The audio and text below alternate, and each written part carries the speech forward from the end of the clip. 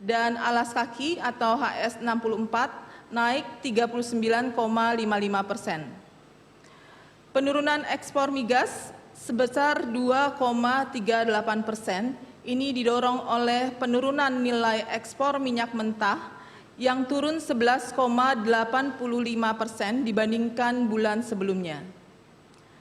Kemudian secara tahunan nilai ekspor Oktober 2023 mengalami penurunan cukup dalam, yaitu sebesar 10,43%.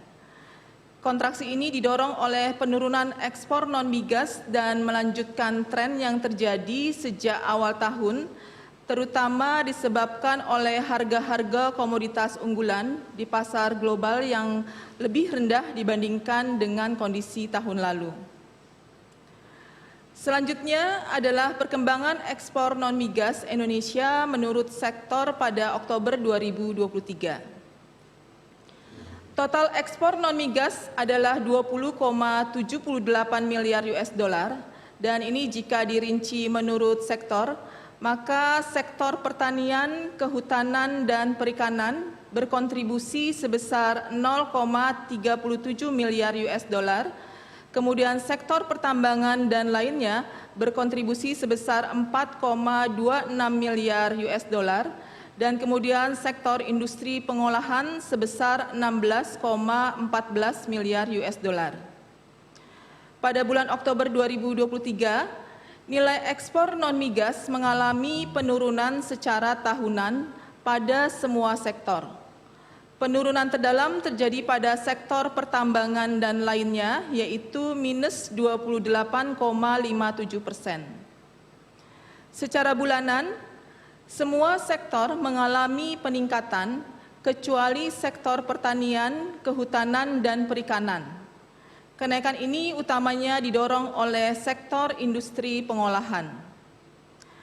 Ekspor industri pengolahan yang naik cukup besar dibandingkan bulan sebelumnya adalah barang perhiasan dan barang berharga, kemudian besi atau baja, kemudian sepatu olahraga, nikel, serta minyak kelapa sawit. Pada bagian ini saya akan mendalami kinerja ekspor beberapa komoditas unggulan Indonesia, yaitu batu bara, minyak kelapa sawit, serta besi dan baja.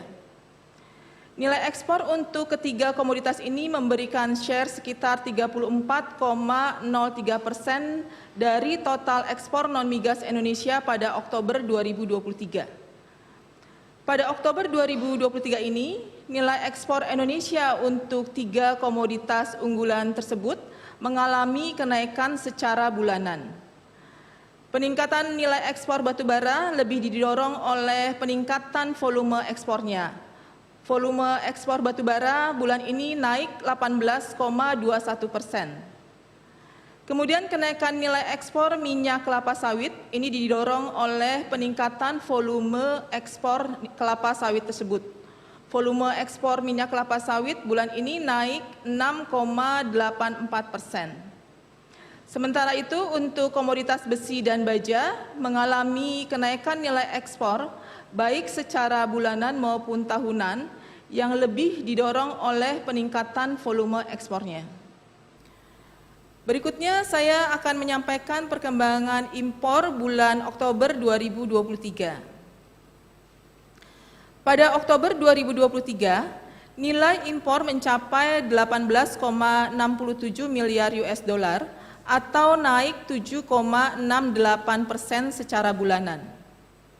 Impor migas senilai 3,21 miliar US dollar turun 3,66% dibandingkan bulan sebelumnya.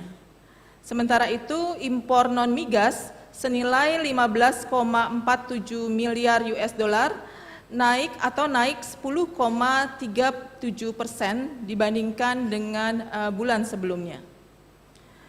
Peningkatan impor non-migas secara bulanan ini disebabkan karena peran komoditas yang pertama, mesin dan perlengkapan elektrik serta bagiannya, naik 21,06%, kemudian mesin dan peralatan mekanis serta bagiannya atau HS84 naik 11,19%, dan serealia atau HS10 naik 23,52%.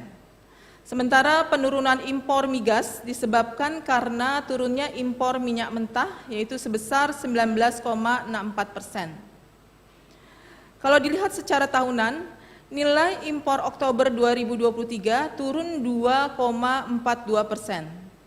Secara tahunan, impor migas turun 4,68%, sementara impor non-migas turun 1,94%, dan ini melanjutkan tren penurunan yang sudah terjadi pada bulan sebelumnya. Berikutnya adalah impor Indonesia menurut penggunaan pada Oktober 2023. Barang konsumsi meningkat sebesar 152,8 juta US dollar atau 9,17%. Kemudian barang modal meningkat sebesar 433,2 juta US dollar atau 14,52%, dan bahan baku penolong meningkat sebesar 745,2 juta US dollar atau 5,87%. Bahan baku penolong menyumbang lebih dari 71% dari total impor Indonesia pada bulan Oktober 2023. Secara bulanan, nilai impor mengalami kenaikan untuk seluruh jenis pengeluaran. Impor barang modal mengalami persentase kenaikan tertinggi, yaitu naik sebesar 14,52%. Kenaikan ini didorong oleh kenaikan impor komoditas mesin atau perlengkapan elektrik dan bagiannya, mesin dan peralatan mekanis serta bagiannya, kemudian kapal, perahu, dan struktur terapung. Berikutnya, kenaikan terendah terjadi pada impor bahan baku atau penolong yang naik 5,87%. Utamanya didorong oleh kenaikan impor komoditas mesin atau peralatan mekanis dan bagiannya, mesin atau perlengkapan elektrik dan bagiannya, serta logam mulia dan perhiasan atau permata.